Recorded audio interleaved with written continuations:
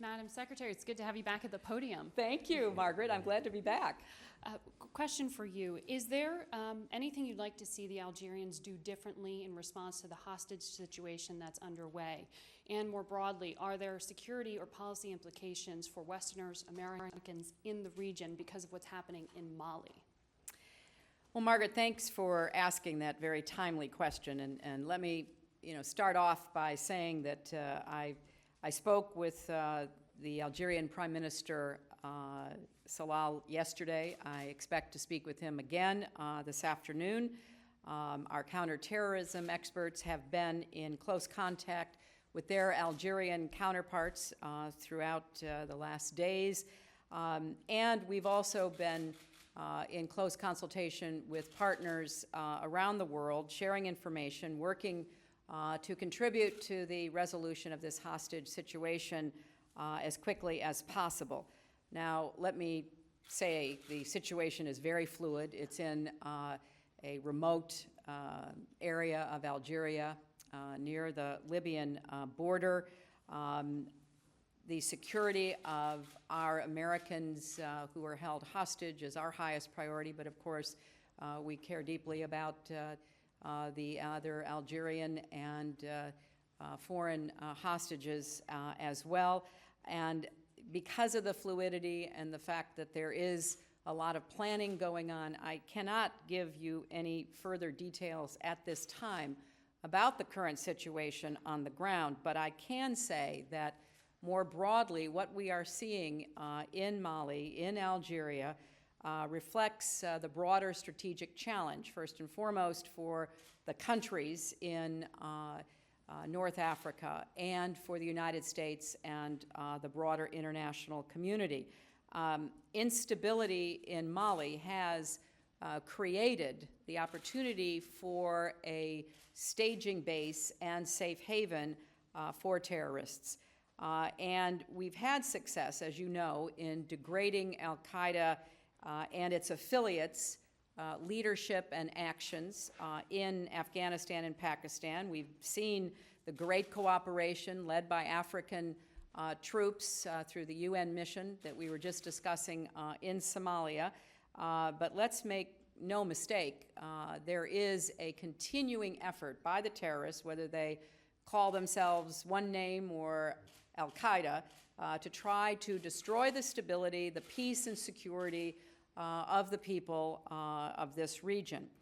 These are not new concerns. In fact, this has been a top priority for our entire national security team for years. We've worked with the government of Yemen, for example, and their efforts against al-Qaeda in the Arabic Peninsula.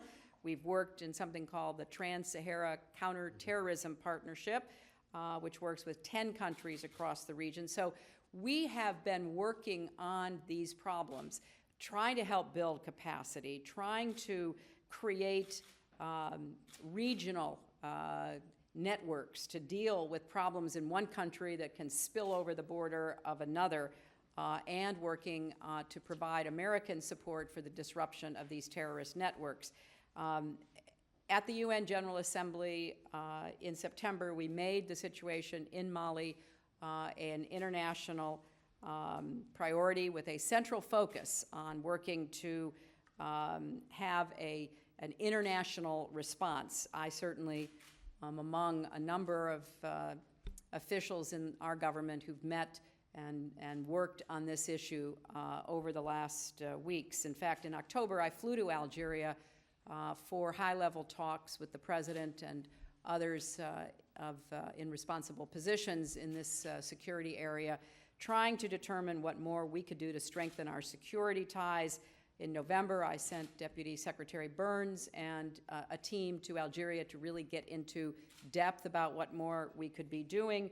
And then in December, we began to reach out more broadly in the ongoing counterterrorism discussions that we have. Now, I say all of this because I think it's important that we put this latest incident into the broader context. This incident will be resolved, we hope, with a minimum loss of life.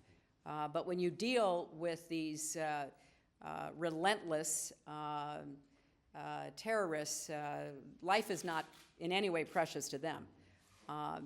But when this incident is finally over, we know we face a continuing, ongoing problem. And we're going to do everything we can to work together to confront and disrupt al-Qaeda in the Islamic Maghreb. We're going to be working with our friends and partners in North Africa.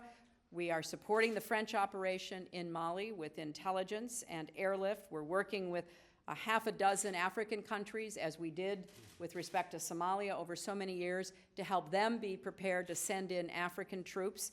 In fact, by this weekend, U.S. trainers will be on the continent to offer pre-deployment training and sustainment packages for ECOWAS troops.